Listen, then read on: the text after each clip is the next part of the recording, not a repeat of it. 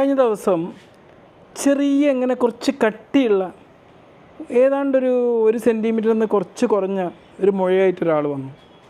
അപ്പോൾ അത് കണ്ടപ്പോൾ മനസ്സിലായത് വാട്ട്സ് ആണെന്ന്. വാട്ട്സ് എന്ന് പറയും, WART. അപ്പോൾ എന്നോട് ചോദിച്ചു, ഡോക്ടറെ ഇതെങ്ങനെയാണ് ഉണ്ടാവുന്നത്, അതിനെക്കുറിച്ചൊരു വീഡിയോ ചെയ്യുമോ എന്ന് ചോദിച്ചു. ഞാൻ പറഞ്ഞു ആയിക്കോട്ടെ, ഞാൻ വീഡിയോ ചെയ്യാമെന്ന് പറഞ്ഞു. നമ്മുടെ തൊലിയുടെയും മ്യൂക്കസ് മെംബ്രെയിൻ്റെയും ഏതൊരു ഭാഗത്തും വരാൻ സാധ്യതയുള്ള കുറച്ച് കട്ടിയുള്ള പാപ്യൂൾസ് എന്ന് പറയും ആണ് ഈ വാട്ട് എന്ന് പറഞ്ഞാൽ. ഇത് ഹ്യൂമൻ പാപ്പിലോമ വൈറസ് എന്ന് പറയുന്നൊരു വൈറസ് ഉണ്ടാക്കുന്നതാണ്. ഇതിൻ്റെ ഒരു വലിപ്പം എന്ന് പറഞ്ഞാൽ 1 സെൻറ്റിമീറ്ററിനേക്കാളും ചെറുതായിരിക്കും എന്നുള്ളതാണ് ഇതിൻ്റെ പ്രത്യേകത. സാധാരണയായിട്ട് ഈ വാട്ട്സ് വന്നാൽ അതിന് വേദനയൊന്നും അധികം ഉണ്ടാവില്ല. എന്നാൽ പ്ലാന്റാർ വാട്ട്സ് എന്ന് പറയും, നമ്മുടെ കാൽപാദങ്ങളിലൊക്കെ വരാൻ സാധ്യതയുള്ള ഈ വാട്ട്, അതിന് ചിലപ്പോൾ പ്രസ് ചെയ്താലൊരു വേദന ഉണ്ടാവാൻ സാധ്യതയുണ്ട്.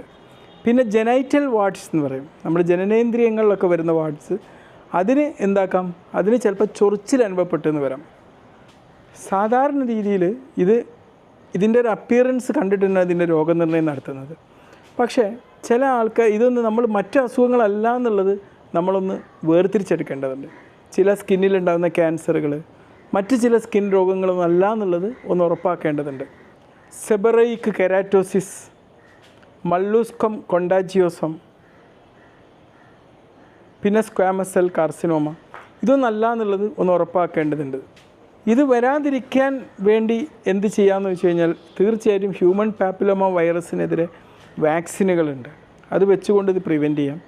പിന്നെ അത് സെർവൈക്കൽ ക്യാൻസർ അല്ലെങ്കിൽ ഈസോഫാജിയൽ ക്യാൻസർ ഒക്കെ വരുന്നത് തടയാൻ കൂടി സഹായിക്കുന്ന, ഇത് നിയന്ത്രിച്ചുകൊണ്ട് സഹായിക്കുന്നൊരു വാക്സിൻ കൂടിയാണ് എന്നുള്ള പ്രത്യേകം മനസ്സിലാക്കണം.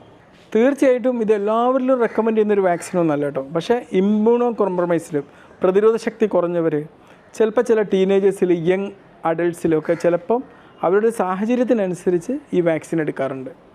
തീർച്ചയായും വാട്ടുകൾ എങ്ങനെയാണ് ചികിത്സിക്കുന്നത്, അത് ക്ലീൻ ആക്കുക, അവിടെ മുറികൾ വരാതെ സൂക്ഷിക്കുക എന്നുള്ളതാണ്.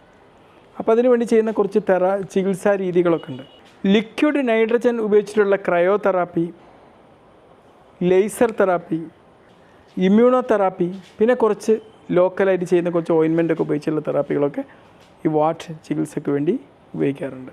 പിന്നെ വീട്ടിൽ തന്നെ ഇതുള്ളവർക്ക് ചെയ്യാൻ പറ്റുന്ന ചികിത്സ എന്തൊക്കെയാണ്? ഒന്ന് വേണമെങ്കിൽ കുറച്ച് ചൂടുവെള്ളത്തിൽ, ഇപ്പോൾ കാലിലാണെങ്കിൽ ആ കാലവിടെ ഇറക്കി വെക്കുക, പിന്നെ കുറച്ച് ചൂടുവെള്ളത്തിൽ ഈ വാട്ടറുള്ള ഏരിയകൾ മുക്കി വെക്കുക, പിന്നെ സാലിക്സിലിക് ആസിഡിൻ്റെ ക്രീമോ ഓയിൻമെൻറ്റോ ഒക്കെ പുരട്ടിയിട്ട് അങ്ങനെ മറ്റ് ചികിത്സാ, പിന്നെ എന്നിട്ടും ഫലപ്രദമാവുന്നില്ലെങ്കിൽ ഇമ്മ്യൂണോ തെറാപ്പി, അങ്ങനത്തെ ഒരുപാട് നൂതന ചികിത്സാ രീതികൾ ഇതിന് ലഭ്യമാണ്. ഓക്കെ.